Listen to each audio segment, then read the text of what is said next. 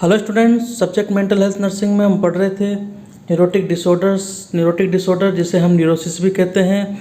इसमें हमने पिछली वीडियो में पढ़ा था कि इसके डिफरेंस क्या है, साइकोसिस और न्यूरोसिस के बीच में क्या डिफरेंस है, इसका क्लासिफिकेशन हमने पढ़ा था। देन उसके बाद हमने एंजाइटी डिसऑर्डर के बारे में पढ़ा था। एंजाइटी डिसऑर्डर में हमने इसकी इंट्रोडक्शन, डेफिनेशन हमने देखी थी, टाइप्स हमने देखे थे। टाइप्स के अंदर हम फोबिक एंजाइटी हम डिस्कस कर रहे थे। तो फोबिक एंजाइटी के अंदर हमने इसकी डेफिनेशन, इसका क्लासिफिकेशन और टाइप्स जो है फोबिया के, वो हमने डिस्कस कर लिए थे, जिसमें सिंपल फोबिया, सोशल फोबिया और एग्रोफोबिया ये हमने डिस्कस कर लिया था। और आज की इस वीडियो के अंदर हम फोबिक एंजाइटी डिसऑर्डर्स के एटियोलॉजी के बारे में डिस्कस करेंगे। तो आइए स्टार्ट करते हैं इसके एटियोलॉजी से। तो etiology of phobic anxiety disorders, तो इसमें पहला आता है आपका साइकोडायनामिक थ्योरी। इस थ्योरी के अंदर बताया गया है कि आपके ऊपर यदि कोई भी एंजाइटी अगर आती है तो उसके अंदर आपका जो बॉडी डिफेंस मैकेनिज्म है वो रिप्रेशन, वो क्या है कि वहाँ पर काम करता है। यानी कि रिप्रेशन मतलब यानी कि आपकी एंजाइटी को क्या है कि वो रिप्रेस कर देता है और उसको अनकॉन्शियस माइंड में लेके चला जाता है। लेकिन कभी कभी आपका जो रिप्रेशन है वो फेल हो जाता है, तब हमारा जो बॉडी डिफेंस मैकेनिज्म है वो सेकेंडरी डिफेंस मैकेनिज्म डिस्प्लेसमेंट को क्या है कि उपयोग में लाता है, यानी कि वो एक्शन के अंदर आ जाता है। जब डिस्प्लेसमेंट जो है वो एक्शन के अंदर आ जाता है तो उसका काम ये होता है कि एंजाइटी को जो डेंजरस ऑब्जेक्ट है, जो रियली में जो डेंजरस ऑब्जेक्ट है, उसको क्या है कि एक न्यूट्रल ऑब्जेक्ट में ट्रांसफ़र कर देता है। तो दोनों जब न्यूट्रल ऑब्जेक्ट और डेंजरस ऑब्जेक्ट दोनों को क्या है कि वो कनेक्टेड कर देता है एक सिंबॉलिक एसोसिएशन में, जिसकी वजह से क्या है कि न्यूट्रल ऑब्जेक्ट से भी उस व्यक्ति को डर लगने लग जाता है। इसे हम फोबिया कहते हैं। तो इसी में यही चीज़ बताई गई है। तो according to this theory anxiety is usually dealt with repression. इस थ्योरी के अंदर बताया है कि एंजाइटी क्या है, रिप्रेशन के साथ डील की जाती है। When repression fail to function adequately, यदि आपका जो रिप्रेशन है उसका फंक्शन करना फेल हो जाता है तो other secondary defence mechanism displacement come into the action. तो जो सेकेंडरी डिफेंस मैकेनिज्म डिस्प्लेसमेंट वो एक्शन के अंदर आ जाता है। By displacement anxiety is transfer from a really dangerous object to a neutral object. और डिस्प्लेसमेंट एंजाइटी का काम क्या होता है कि वो ट्रांसफ़र करता है एंजाइटी को रियली डेंजरस ऑब्जेक्ट से न्यूट्रल ऑब्जेक्ट की ओर। These two objects are connected by symbolic association। फिर ये दो जो ऑब्जेक्ट्स हैं वो सिंबॉलिक एसोसिएशन के साथ कनेक्ट हो जाते हैं और फिर व्यक्ति क्या है कि न्यूट्रल ऑब्जेक्ट से भी क्या है कि डरने लग जाता है। इसको हम एक उदाहरण से समझेंगे, जैसे कि किसी बच्चे को यदि किसी मधुमक्खी ने काट लेता है तो उसको क्या है कि एक बैड एक्सपीरियंस होता है। तो यहाँ पर डेंजरस ऑब्जेक्ट क्या है, मधुमक्खी, ठीक है। लेकिन वो जो बच्चा है वो मधुमक्खी के बजिंग साउंड से क्या है कि डरने लग जाता है। तो यहाँ पर क्या है कि न्यूट्रल ऑब्जेक्ट क्या है यहाँ पर, बजिंग साउंड। तो बजिंग साउंड से क्यों डरने लग जाता है बच्चा, जबकि मधुमक्खी ने उसको काटा है लेकिन वो उसके बजिंग साउंड से डरता है। तो वो क्यों डरता है, क्योंकि यहाँ पर क्या है कि उसका जो डिफेंस मैकेनिज्म है रिप्रेशन वो फेल हो चुका था। यानी कि वो उसको जब मधुमक्खी ने खाया था तब वो उसका जो डिफेंस मैकेनिज्म उसका एक्टिव होना चाहिए था, डिप्रेशन, यानी कि वो अनकॉन्शियस माइंड में जाना चाहिए था, लेकिन वो अनकॉन्शियस माइंड में नहीं गया और उसने क्या किया, दूसरा जो डिफेंस मैकेनिज्म डिस्प्लेसमेंट उसको क्या कि एक्टिव कर दिया। तो डिस्प्लेसमेंट यदि एक्टिव हो गया तो क्या किया उसने, जो एंजाइटी प्रोड्यूस हुई मधुमक्खी के काटने से, तो उस एंजाइटी को क्या है कि उसने रियली डेंजरस ऑब्जेक्ट से उसको न्यूट्रल ऑब्जेक्ट की ओर ट्रांसफ़र कर दिया, ठीक है। यानी कि न्यूट्रल ऑब्जेक्ट यानी कि जिसका जो बजिंग साउंड है, अब जो बच्चा है वो क्या है कि उसके बजिंग साउंड से भी डरने लग गया। तो ये होता है आपकी साइकोडायनामिक थ्योरी। तो इस वजह से क्या है कि अकॉर्डिंग टू इस थ्योरी के अनुसार जो फोबिक एंजाइटी डिसऑर्डर है वो इस थ्योरी के अनुसार हो सकता है, फोबिया किसी व्यक्ति को इसके कारण हो सकता है। इसके अलावा दूसरा जो आता है आपका लर्निंग थ्योरी। इसमें बताया है according to classical condition a stressful stimulus produce an unconditional response fear. इस थ्योरी के अनुसार उन्होंने बताया गया है कि क्लासिकल कंडीशंस की थ्योरी के अनुसार बताया है कि जो स्ट्रेसफुल स्टिमुलस होता है, यानी कि कोई भी स्ट्रेसफुल स्टिमुलस जो स्ट्रेस प्रोवाइड कराता है वो क्या करता है, एक अनकंडीशन रेस्पॉन्स प्रोड्यूस करता है, जिसे हम फियर कहते हैं। यानी कोई भी स्ट्रेसफुल स्टिमुलस यदि आपके ऊपर आता है, इससे एंजाइटी होती है, एंजाइटी से क्या है कि आपको एक फियर उत्पन्न होता है। तो when the stressful stimulus is repeatedly pair with A harmless object, यदि इस स्ट्रेसफुल स्टिमुलस को बार बार किसी हार्मलेस ऑब्जेक्ट के साथ पेयर कर दिया जाता है तो eventually the harmless object alone produce the fear. तो जो हार्मलेस ऑब्जेक्ट है वो अलोन भी क्या है कि आपको फियर प्रोड्यूस कर सकता है, which is now a condition response, जो कि एक कंडीशन रेस्पॉन्स कहलाएगी। If the person avoid the harmless object to avoid fear, यदि पर्सन हार्मलेस ऑब्जेक्ट को अवॉइड करता है ताकि वो फियर को अवॉइड कर सके, तब फियर बिकम ए फोबिया, तो उस प्रकार से होने वाला जो फियर होता है वो होता है उसका फोबिया। यानी कि हम उसको एक उदाहरण समझेंगे। यानी कि जब भी अब किसी व्यक्ति को क्या है कि पानी से डर लगता है, पानी से डर इसलिए लगता है क्योंकि उसने क्या है कि एक स्ट्रेसफुल स्टिमुलस उसने देख लिया है कि हाँ भाई कोई बाढ़ से डूबते हुए उसने किसी व्यक्ति को देख लिया है, जिसकी वजह से उसको एक फियर उत्पन्न हो गया। देन उसके बाद क्या है कि उसने अखबारों में, न्यूज़ में और बार बार लोगों से क्या है कि कई प्रकार की ऐसी घटनाएं, बाढ़ आने की घटनाएं या इस प्रकार की घटनाएं, पानी से होने वाली जो घटनाएं होती है वो उसके बारे में सुना, तो बार बार यदि वो सुनता है तो उसको अलोन यानी कि अकेला ही क्या है कि जो पानी से है उससे भी क्या है कि उसको फियर होने लग जाता है। तो और फिर वो आदमी क्या करता है, वो उस पानी से क्या है कि डरने लग जाता है ताकि वो उस जो फियर है उसको अवॉइड कर सके। तो इस प्रकार का जो फियर है यानी कि जो पानी से डरना है उसका, वो क्या है कि उसका एक फोबिया बन जाता है। तो ये होती है आपकी लर्निंग थ्योरी। तो इस वजह से भी क्या है कि आपको जो फोबिक एंजाइटी डिसऑर्डर वो हो सकता है। तीसरी जो थ्योरी आती है इसके अंदर आती है कॉग्निटिव थ्योरी। इसके अनुसार the anxiety is the product of faulty cognitions. इस थ्योरी के अनुसार एंजाइटी क्या है, फॉल्टी कॉग्निशंस की वजह से हो सकता है। यानी कि cognitive theorist believe that some individual engage in negative and irrational thinking that produce anxiety reactions. Cognitive theorist का मानना है कि जो इंडिविजुअल्स होते हैं उनके अंदर जो नेगेटिव और इरेशनल थिंकिंग जो होती है उसकी वजह से क्या है कि उनको एंजाइटी रिएक्शन प्रोड्यूस होता है। तो ये होती है आपकी एटियोलॉजी। अब हम बात करेंगे इसके कोर्स की। तो कोर्स में बताया गया है कि the phobia are more common in womens. Phobia जो है वुमेन्स के अंदर कॉमन होती है। ऑनसेट इसका सडन होता है, विदाउट एनी कोज, बिना किसी कारण के ये एकदम अचानक हो सकता है। The course is usually chronic, और इसका जो कोर्स होता है वो क्रोनिक होता है, यानी कि ये लंबे समय तक रह सकता है। बात करें इसके डायग्नोसिस की, तो नो स्पेसिफिक डायग्नोस्टिक टेस्ट, इसका कोई भी स्पेसिफिक डायग्नोस्टिक टेस्ट नहीं है जिससे हम इसको डायग्नोस कर सकें। इसके अलावा उसको डायग्नोस करना है तो diagnose confirm if ICD-10 criteria met, यदि ICD-10 क्राइटेरिया उसको से क्या है कि हम इसको कंफर्म कर सकते हैं। देन हम बात करते हैं history of anxiety when expose to और एंटिसिपेटिंग स्पेसिफिक सिचुएशन। एंजाइटी की यदि कोई हिस्ट्री है तो उससे भी हम इसको डायग्नोस कर सकते हैं, जब भी वो एक्सपोज हुआ हो या पहले कोई ऐसी स्पेसिफिक सिचुएशन रही हो एंजाइटी की जिससे क्या है कि हम उसको एक सही तरीके से क्या है कि उसको डायग्नोस कर सकें। नेक्स्ट हम बात करेंगे इसके ट्रीटमेंट की। ट्रीटमेंट में बताया है कि 3 तरीके से ट्रीटमेंट करते हैं हम इसके अंदर। एक पहला तो आता है आपका फार्मेकोथेरेपी। फार्मेकोथेरेपी में हम बेंजोडाइजिपाइंस देते हैं। बेंजोडाइजिपाइंस एंजोलाइटिक ड्रग्स होती हैं जो क्या करती है, एंजाइटी जो प्रोड्यूस होती है उसको क्या है कि कम करती है। इसके अलावा जो सेडेटिव भी होती हैं ये, यानी कि जो डिफ़िकल्टी इंसोम्निया यदि होता है उनको, तो उसमें भी क्या है कि हम इसको दे सकते हैं।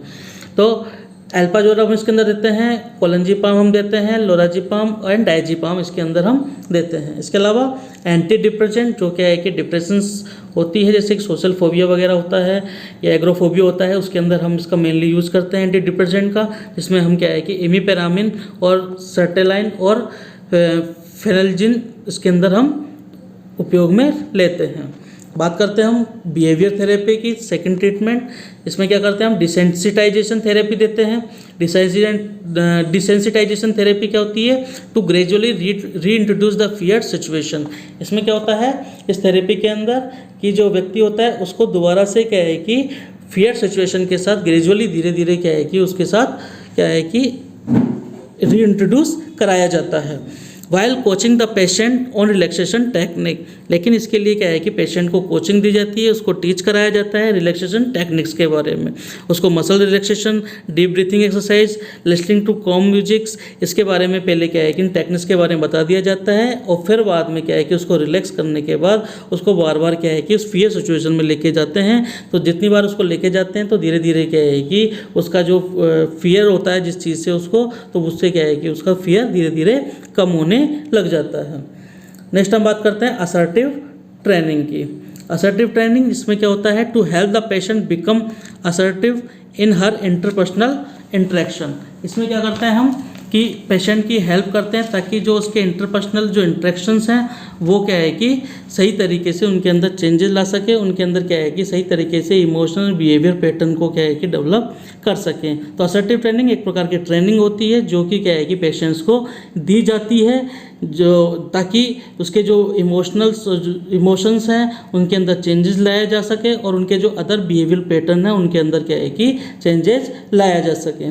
तो ये ट्रेनिंग हम देते हैं, इससे भी क्या है कि हम पेशेंट को ट्रीट कर सकते हैं। इसके अलावा मॉडलिंग बिहेवियर यानी कि जो पेशेंट है उसका बिहेवियर को मॉडिफाई किया जाता है, मॉडलिंग की जाती है उसमें। तो पेशेंट ऑब्जर्व समवन मॉडलिंग, इसमें क्या करते हैं पेशेंट क्या करता है दूसरों को दूसरे जो फियर सिचुएशन से हैं जिनका सामना उनका फियर सिचुएशन से होता है और वो उनको भी फोबिया है, तो ऐसे जो लोगों को किस प्रकार से वो सही हो रहे हैं तो उनको क्या है कि देख करके उनको ऑब्जर्व कर करके या फिर उनके द्वारा क्या है कि इसको डेमोस्ट्रेट दे करके क्या है कि वो अपने जो बिहेवियर है उसको क्या है कि मॉडिफाई कर सकता है। नेक्स्ट हम बात करते हैं कॉग्निटिव बिहेवियर टेक्निक्स की। इसमें क्या होता है, it is called negative thought stopping to reduce the frequency and duration of disturbing thought. इसके अंदर क्या होता है, जो फॉल्टी कॉग्निशंस होते हैं, जो नेगेटिव थॉट्स होते हैं उनको क्या है कि नेगेटिव थॉट स्टॉपिंग टेक्निक्स के जरिए क्या है कि वो थॉट को वहाँ पर स्टॉप कर दिया जाता है ताकि उसकी जो फ्रीक्वेंसी है उसके जो ड्यूरेशंस हैं, जो थॉट्स जो डिस्टर्ब कर रहे हैं उनकी जो फ्रीक्वेंसी और ड्यूरेशंस को रिड्यूस किया जा सके या उसको कम किया जा सके।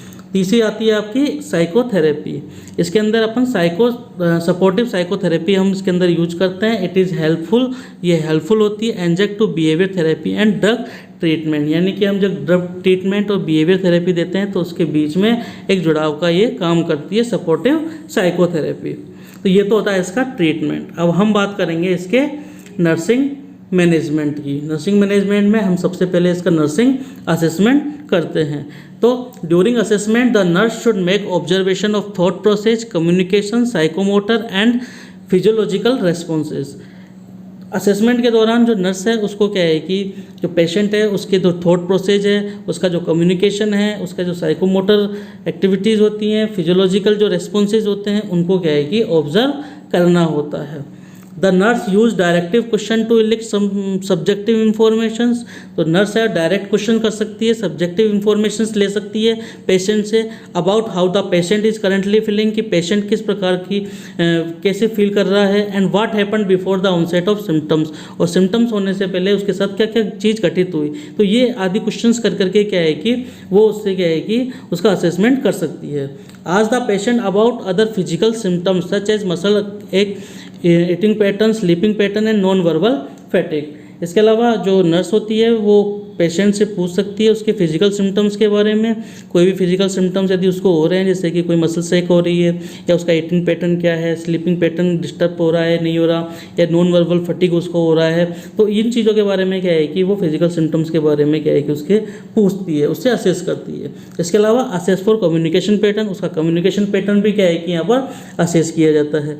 Patients ability to perform and complete task should be observe. Patients की क्या एबिलिटीज़ है, कैसे कोई भी टास्क उसको दिया जाता है तो कैसे वो परफॉर्म करता है, कैसे उसको कंप्लीट करता है, ये भी क्या है कि उसकी एबिलिटीज़ को भी क्या है कि यहाँ पर ऑब्जर्व किया जाता है। Particular attention to specific anxiety, reducing behaviour, for example living group therapy, going to bathroom, avoiding an activity etcetera. कोई भी स्पेसिफिक एंजाइटी है, कोई भी ऐसा है जो रिड्यूसिंग उसके बिहेवियर को रिड्यूस कर रही है, तो वहाँ भी क्या है कि पर्टिकुलरली अटेंशन देने की आवश्यकता होती है। जैसे कि वो किसी ग्रुप थेरेपी के अंदर वो बीच में छोड़ के जा रहा है, या वो कोई बात करते करते वो बाथरूम में चला जाता है, या कोई भी एक्टिविटीज़ को अवॉइड करता है, तो ये क्या है कि एक पर्टिकुलर जो है स्पेसिफिक एंजाइटी है वो क्या है कि अपना बिहेवियर को यहाँ पर क्या है कि रिड्यूस कर रहा है, तो ये पर्टिकुलर अटेंशन वहाँ पर देने की ज़रूरत होती है। इसके अलावा assess for social support system, इसके अलावा उसका जो सोशल सपोर्ट सिस्टम है उसको भी क्या है कि आपको असेस करना है कि कौन कौन से उसके पास सोशल सपोर्ट सिस्टम है और कैसे उसकी हेल्प वो कर सकते हैं, तो इनके बारे में भी क्या है कि उसको असेस करना है। तो ये होता है आपका नर्सिंग असेसमेंट। देन हम बात करेंगे इसके नर्सिंग डायग्नोसिस की। नर्सिंग डायग्नोसिस इसमें हमारा पहला जो नर्सिंग डायग्नोसिस है, fear related to specific stimulus और causing embarrassment to self in front of other. यानी कि यहाँ पर कोई पेशेंट है जो स्पेसिफिक स्टिमुलस की वजह से क्या है कि यहाँ पर फियर होता है, जिसकी वजह से क्या है कि वो अपने आप को एक एम्ब्रासमेंट महसूस करता है, अपने आप को लज्जित महसूस करता है किसी दूसरे के सामने आने से। तो इसके लिए हम क्या ऑब्जेक्टिव बनाया है कि patient will be able to function in the presence of a phobic object और situation without experience panic anxiety. तो पेशेंट को क्या है कि एक तरह से एबल बनाना है कि वो कोई भी फोबिक ऑब्जेक्ट या कोई भी सिचुएशन ऐसी आ जाए जिसके सामने भी क्या है कि वो आसानी से सही तरीके से अपने फंक्शंस कर सके और कोई भी पैनिक एंजाइटी उसको ना हो। तो इसके लिए हम इंटरवेंशन बनाते हैं। इंटरवेंशन में पहला क्या करेंगे, हम reassure the patient that he is safe. पहले पेशेंट को क्या करेंगे, हम रीअश्योर करेंगे उसको कि वह एकदम बिल्कुल सेफ़ है। सेकेंड आता है आपका include patient in making decision related to selection of alternative coping strategy such as patient may choose either to avoid the phobic stimulus और attempt to eliminate the fear associate with it. इसमें क्या होता है, पहले हमको क्या करना होता है, पेशेंट्स जो होते हैं उसको इंक्लूड करना होता है, यानी कि जो अल्टरनेटिव कोपिंग स्ट्रेटजीज होती हैं उनके सिलेक्शन करके वो अपने डिसीजन खुद ले सके। ऐसे हमने पेशेंट को बनाना होता है ताकि पेशेंट चूज़ कर सके कि उसको क्या करना है और क्या नहीं करना है। जैसे कि patient may choose either to avoid the phobic stimulus, यदि पेशेंट डिसीजन ले सके कि उसको फोबिक स्टिमुलस है उसको अवॉइड करना है, या फिर attempt to eliminate the fear associate with, या फिर उसके साथ जो फियर है उसको क्या है कि एलिमिनेट करे। तो वो क्या है कि वो मेकिंग डिसीजन खुद कर सके इस चीज़ के लिए, ताकि वो अपनी जो सेल्फ वर्थ की जो फीलिंग्स है वो उसको साथ उसकी इंक्रीज होती है।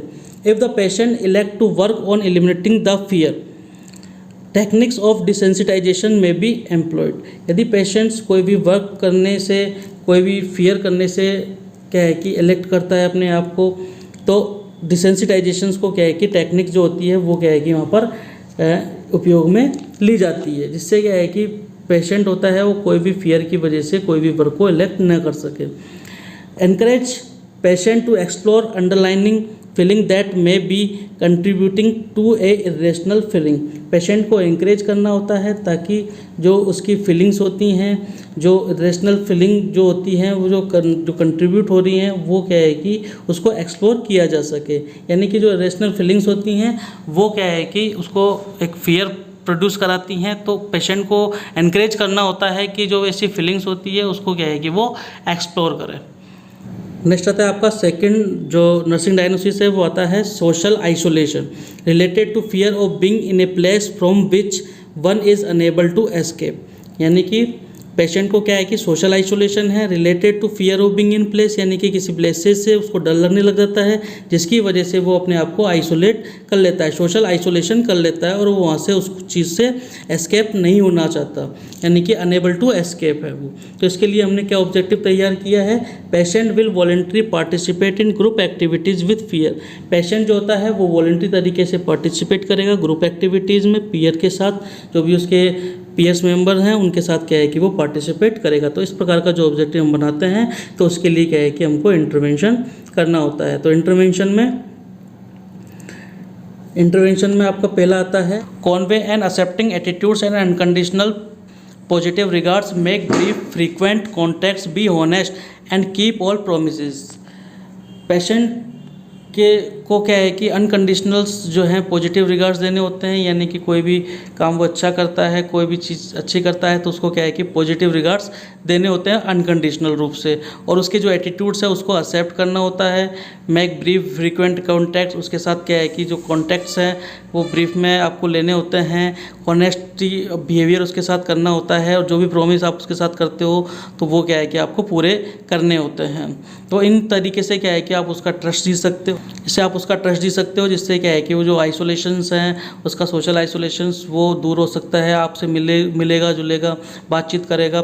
तो इस तरीके से क्या है कि आप उसका विश्वास जीत सकते हो। नेक्स्ट हम बात करते हैं attend group activity with the patient that may B frightened from him. Group activities जो हैं उसको अटेंड करानी होती है पेशेंट के साथ। आप खुद पेशेंट के साथ ग्रुप एक्टिविटीज़ अटेंड करो, जो ग्रुप एक्टिविटीज़ उसको क्या है कि फ्राइटेंड करती है, जो उससे डर लगता है, जैसी ऐसी ग्रुप एक्टिविटीज़ जिससे उस पेशेंट को डर लगता है, ऐसी ग्रुप एक्टिविटीज़ के साथ आप खुद क्या है कि वहाँ पर उसके साथ अटेंड करो, ताकि उसको क्या है कि इस चीज़ का ट्रस्ट रहेगा और वो धीरे धीरे उससे डर ख़त्म हो जाएगा और लोगों से मिलेगा जुलेगा। Administer anti-anxiety medications as ordered by the physician, monitor for effectiveness and adverse effect।